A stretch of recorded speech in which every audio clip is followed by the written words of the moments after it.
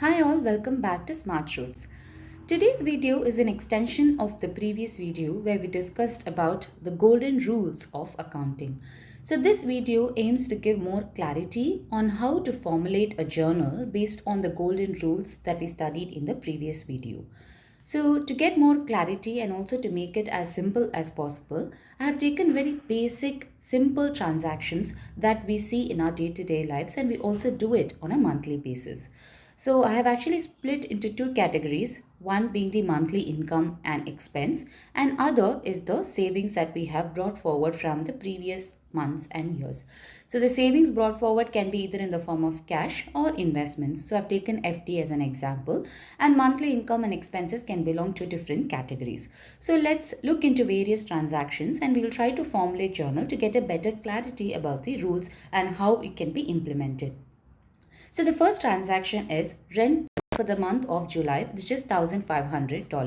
So if I have to formulate a journal for this transaction, I need to identify what are all the accounts that is being involved. First, a nominal account is involved, right? Because there is a rent being paid. So it's a nominal account, which is the rent account, and debit expenses. So hence this rent account has to be debited. On the other hand, I have cash. Rather, I have a real account, which is the cash. Cash is going out, so the cash account is being credited to the extent of 1,500. So this is the journal. So this journal looks like this: rent account debit 1,500, cash account credit 1,500. So these are following the golden rules of accounting. So let's go into the next transaction. Electricity paid for the month of July, $500. This is very similar to the rent transaction that we just formulated. So what would be the entry? Electricity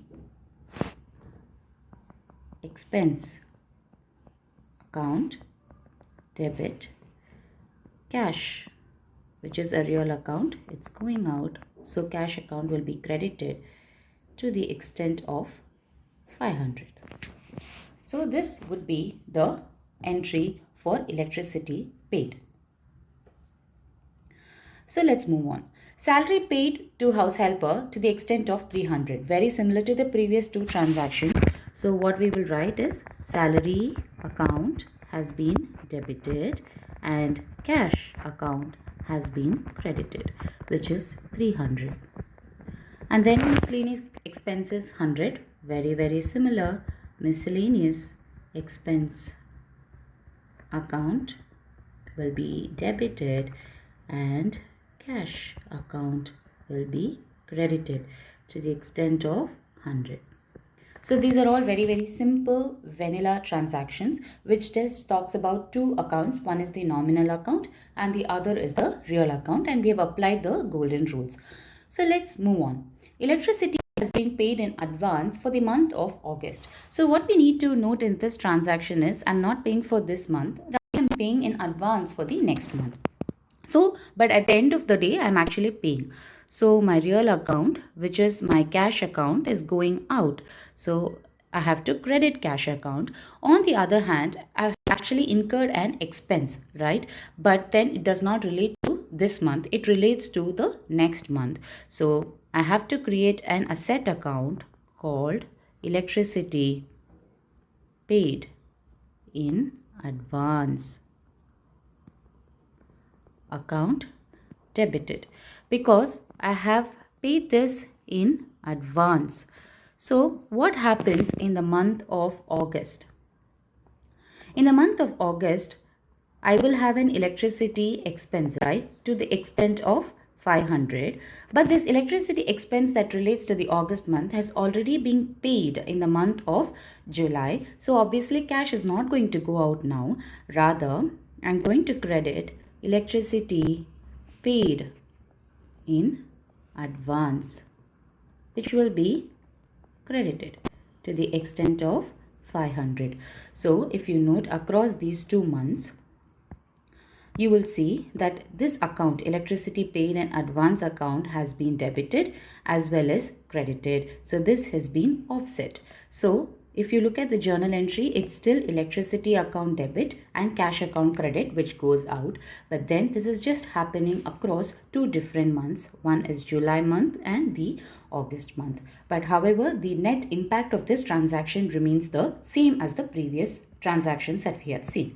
So let's move on to the next transaction, rent paid for the month of May and June. So in the previous scenario, we saw paid in advance. Now we are seeing paying in arrears. So we have not paid for the month of May and June, and now we are going to pay for that May and June in the month of July. So first let's look at what would be the transaction in May. So in May, of course, I have an expense rent account debit, but then cash is not going out, but I incur a liability, so I need to pay, but I'm not able to pay in the month of May. So I'm creating a liability called rent payable account credit to the extent of, in the month of May it will be only 1 month, so it will be 1500.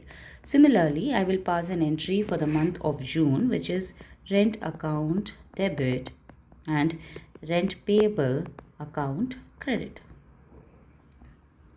which would be to the extent of 1500. So these are the transactions in May and June. So how will July look? So again, July, cash is going out, so rent payable account will be debited to the extent of 3000. Why 3000? 1500 from May, 1500 from the month of June, and then cash, which is a real account, is going out, so cash account credit to the extent of 3000. So this is how this transaction will look. So rent paid for May and June transaction will look like this. So let's move on to the next transaction. Loan has been given to house helper, right? So which means there are two accounts. One is the personal account, which is that of a house helper. She is actually receiving it. So loan receivable account has to be debited. Okay, and then another account that is being affected is my real account, which is cash. So cash account has to be credited to the extent of 500. So this is how this will look. And then I purchased a new flat through borrowing from bank. So I have flat, which is a real account, which is coming in. So flat account debit, and then cash is also a real account. So cash account will be debited. So both of it is real account, real account. So to the extent of 10,000. So this is how journals are to be formulated based on the golden rules of accounting that we learned in the previous video. So let's move on. So till now we've looked into various expense transaction. We will also have income in a month, right? So we'll have a salary income. So if you have a salary income, you are affecting a nominal account, credit income, debit expenses. Now this salary is in the nature of income, so therefore I'm going to credit. On the other hand, I have cash coming in, so cash account will be debited. So this would be the salary transaction, salary income transaction.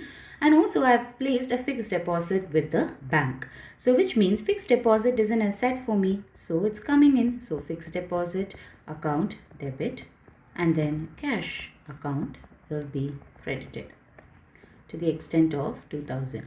So these are all very simple transactions that we actually see in our day-to-day lives. But then when we try to formulate journal and when we try to apply the rules of accounting, this is how the journals will look like. So these journals are also the same when it comes to companies and other big corporations. It's just the same. So the rules of accounting or what the fundamentals of accounting remain still the same. So this is just the basic and fundamental for any financial statement and for any accounting. So if I'm going to extract, or if I'm going to give you a snapshot of cash account for the month of 31st of July, it's going to look like this. So I have a brought forward balance of cash 20,000 and I have my salary income. So this is actually, if you look, it's also called as the T-shaped format account. So the left being the debit, the right hand side being the credit. So this gives you the snapshot of a particular account as of 31st of July. So rent has been paid, electricity has been paid, salary has been paid, expenses have been incurred, rent for the previous month has been paid. So all these expenses have been incurred against this balance forward and also the salary income. So the net balance remaining at the end of the month is 16,600. So this is the cash ledger account. This is a snapshot of the cash balance that we have at the end of the month. Let's also try to extract a balance sheet. So as balance sheet, we've already mentioned in our previous videos about financial statements. It just shows the net worth of a company at a given point of time. So the same applies to an individual. What's my net worth at this point of time? So as at 31st July, what's my net worth? So I have a house of 10,000. I also have a cash balance. I also have some FDs and also have some loan receivables. So all these assets, and then I have a liability that I've incurred towards bank to the extent of 10,000. So these assets minus liabilities would give what I am worth today, so which is 19,600. So we will also try to extract a simple balance sheet based on the transactions that we have seen earlier. So in this video, we aim to give better clarity on how to formulate a journal. So when you formulate a journal, always identify what are all the accounts that are being involved, whether it's a real account, whether it's a nominal account, whether it's a personal account. So is getting impacted, whether it's an asset account or a liability account. So all that we need to analyze to formulate a journal. So once we have formulated a journal, we can give you a snapshot of what is the balance in a particular account that we are going to take forward to the coming months.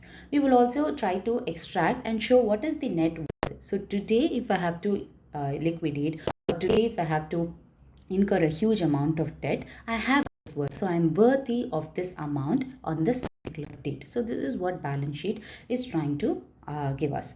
So I hope this video gives a better clarity of journals and what an account is and what a balance sheet is. So all these are fundamental in understanding the upcoming concepts that we are going to discuss in our channel. So thank you so much. I hope I've cleared and also given a better clarity about the rules of accounting. So in case if you still have any doubts, please feel free to comment in the comments box. Yeah, thank you so much.